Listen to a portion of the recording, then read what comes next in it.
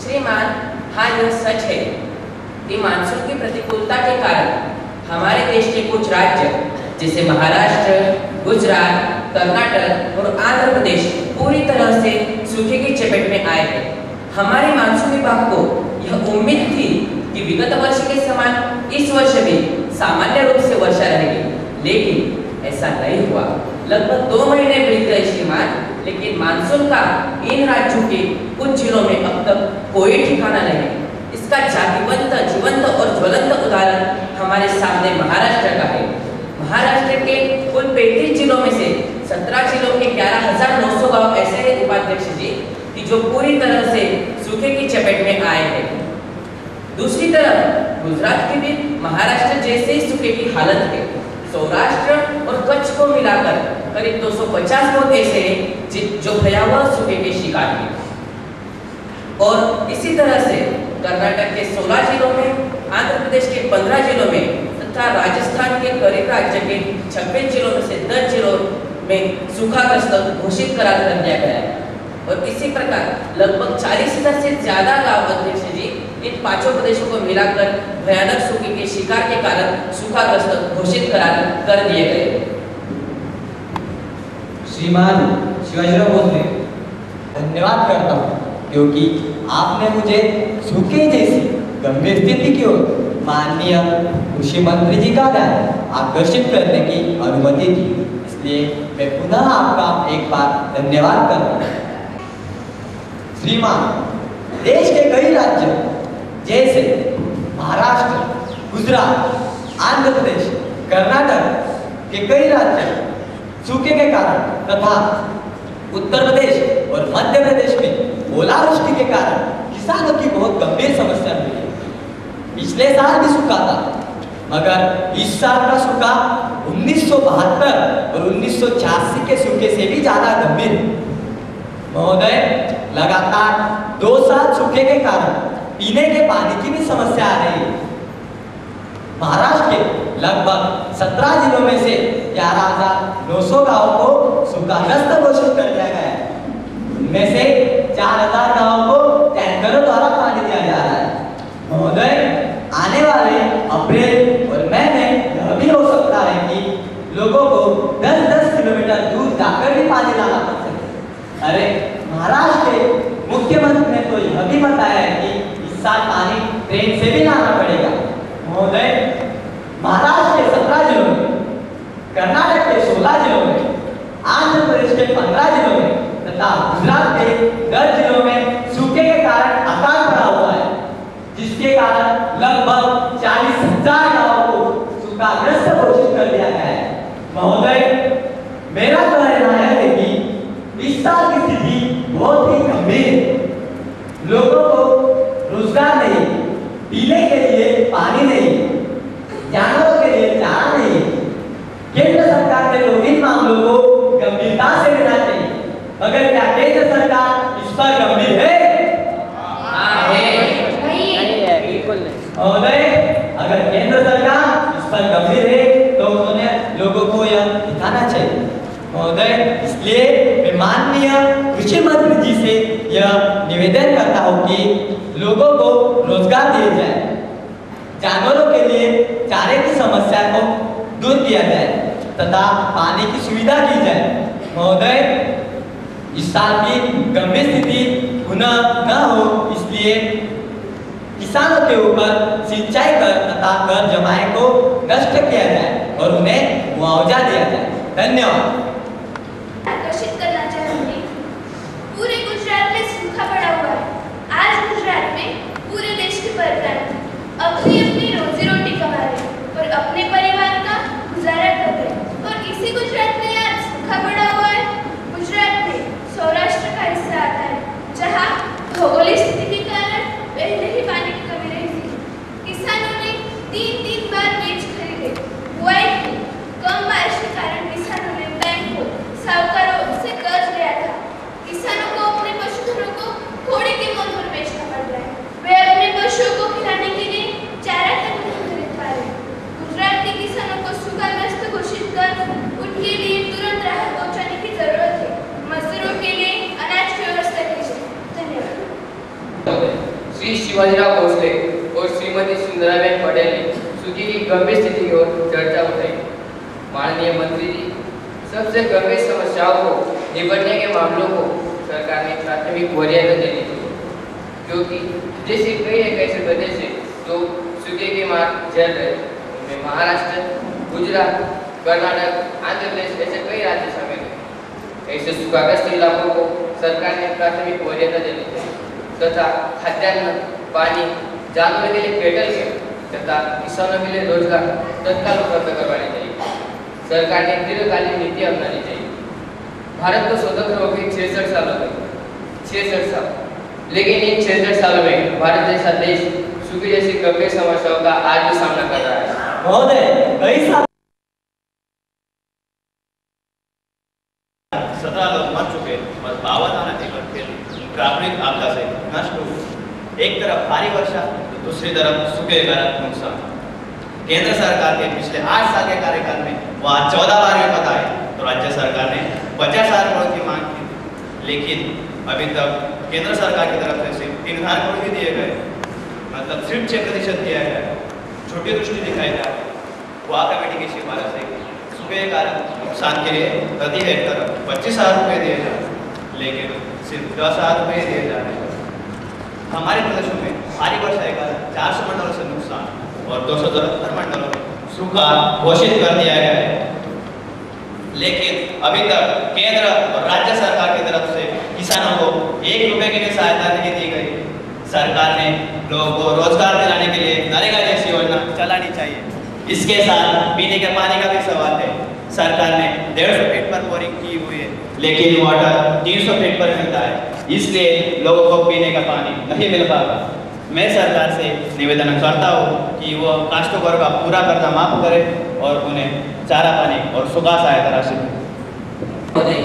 मैंने इस सदन के माननीय सदस्यों द्वारा उठाए गए सूखे वर्षा न होने के कारण सूखे जैसे कठिनाइयों का सामना कर रहे राज्यों की परिस्थितियों से मैं भली भांति चिंतित हूँ और मैं सभी को यह आश्वासन दिलाता हूँ कि केंद्र सरकार उन राज्यों को यथापूर्ण आर्थिक रूप से सहायता प्रदान करेंगे। मेरे साथियों ने लगाए गए आरोप का खंडन करना चाहता हूँ। सूखे जैसे स्थिति का सामना कर रहे राज्यों को करीब 2,000 करोड़ रुपए का राहत पैकेज तथा खड़ी फसलों को बचाने के लिए डीजल पर 50% सब्सिडी लगाने का प्रावधान किया गया है। सूखे से निपटने के लिए और उससे निजात पाने के लिए एकीकृत जल संरक्षण कार्यक्रम के तहत 1440 करोड़ जारी किए गए हैं। इस राशि के तहत मैं माननीय शिवाजीराव भोसले, जिन्होंने आरोप लगाया था कि महाराष्ट्र के ऊपर केंद्र सरकार ध्यान नहीं दे रहे, उनको यह बताना चाहता हूँ कि महाराष्ट्र को एकीकृत जल संरक्षण कार्यक्रम के तहत 501 करोड़ का प्रावधान दिया गया है। माननीय श्री पद्मनाभन रेड्डी का भी मैं इस बात की ओर ध्यान आकर्षित करना चाहता हूँ कि कर्नाटक को भी 195 करोड़ का प्रावधान किया गया है तथा उसी के साथ राजस्थान को 424 करोड़ और गुजरात को 320 करोड़ का प्रावधान किया गया है।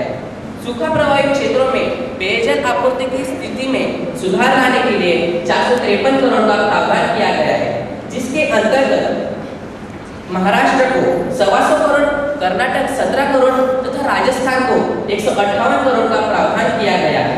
पशुओं के चारे का प्रावधान को बढ़ाकर 50 करोड़ किया गया है। सूखे जैसे गंभीर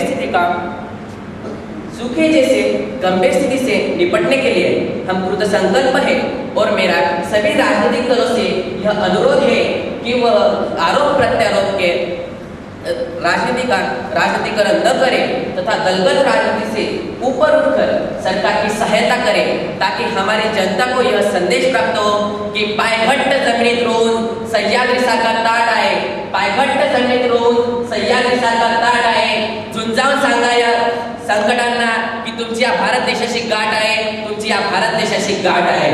और हम पर बार-बार आरोप लगाने वाले माननीय महोदय, मैं आपके माध्यम से यह बताना चाहता हूँ कि हम पर बार-बार आरोप लगाने वाले आंतरराष्ट्रीय समाज को भी यह समझ प्राप्त हो कि सूर्याला झाकता येत नाही, डोंगर कोणापुढे झुकत नाही, सूर्याला झाकता येत नाही, डोंगर कोणापुढे झुकत नाही, मायभूमीचे लेकर आम्ही अशा संकटांना कधीही घाबरणार नाही।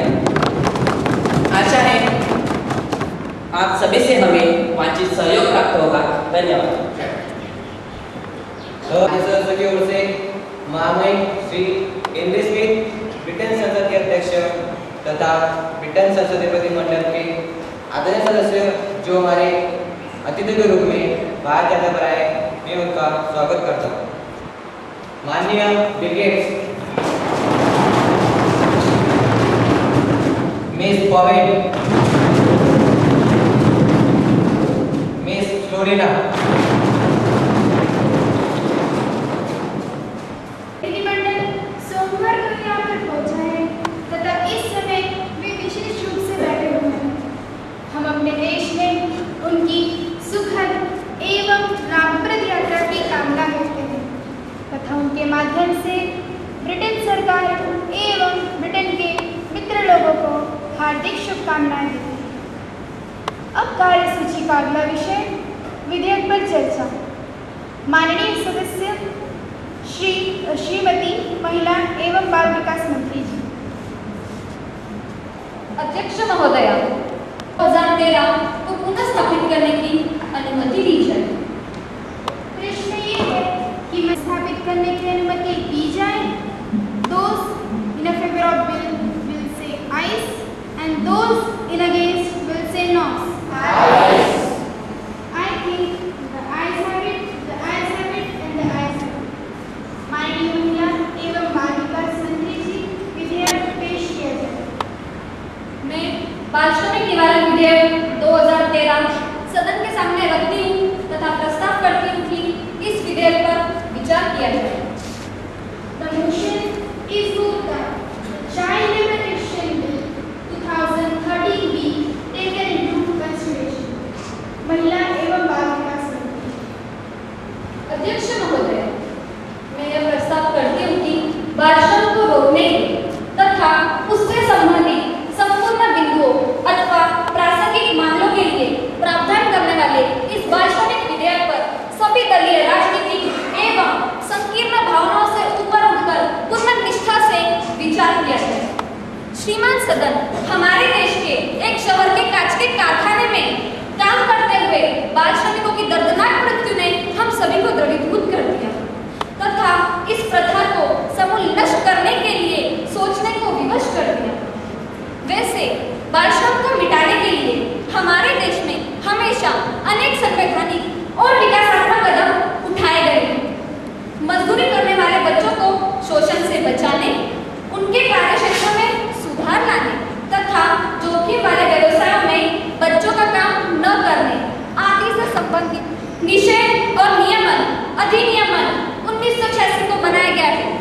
पर आज भी इस अधिनियम को नजरअंदाज करते हुए बाल श्रमिकों का शोषण एवं उत्पीड़न जारी है। पहले की विधायी विसंगतियों को दूर करते हुए सुधारना की दृष्टि से इस विधेयक को मैं पेश कर रही हूँ, जिसकी प्रमुख बिंदुएं निम्नलिखित हैं। इस विधेयक में बाल श्रमिकों को व्यापक रूप से आख्यायित किया गया है। 1. घरेलू कार्यों, बंधुआ मजदूरी तथा खतरनाक उद्योग धंधों व खानों में लिप्त 14 वर्ष से कम उम्र वाले बच्चों को बाल श्रमिकों के अंतर्गत रखा गया है। 2. कोई भी व्यक्ति यदि 14 वर्ष से कम उम्र वाले बच्चों से घरेलू कार्य करवाता है, होटलों आदि में मजदूर के रूप में रखता है या खतरनाक उद्योग धंधों व खानों में रखकर उनका शोषण करता है तो उन्हें दोषी माना जाएगा और दंडित भी किया जाएगा। 3. कोई भी व्यक्ति यदि बाल मजदूरी के लिए दुष्प्रेरित करता है तो उसे सजा के योग्य माना जाएगा। यहाँ तक कि माता पिता या परिवार का कोई भी सदस्य बाल मजदूरी के लिए प्रत्यक्ष अथवा अप्रत्यक्ष रूप से प्रेरित करता है तो उन्हें भी दंडित करने का प्रावधान है। 4. इस अधिनियम में दोषों की गंभीरता को दृश्यित करते हुए सजा के लिए अलग अलग कोटे निर्धारित की गई है। बाल श्रमिकों से कारखानों में काम करवाने वालों को 20,000 जुर्माना या 1 वर्ष कारावास की सजा तथा घरेलू कार्य करवाने वालों, होटलों में मजदूरी करवाने वालों या मजदूरी के लिए प्रेरित करवाने वालों को 10,000 जुर्माना या 6 महीने की सजा देने का प्रावधान है। 5. गरीब, अपाहिज अथवा अनाथ बच्चों के लिए शिक्षा का प्रावधान है। 6.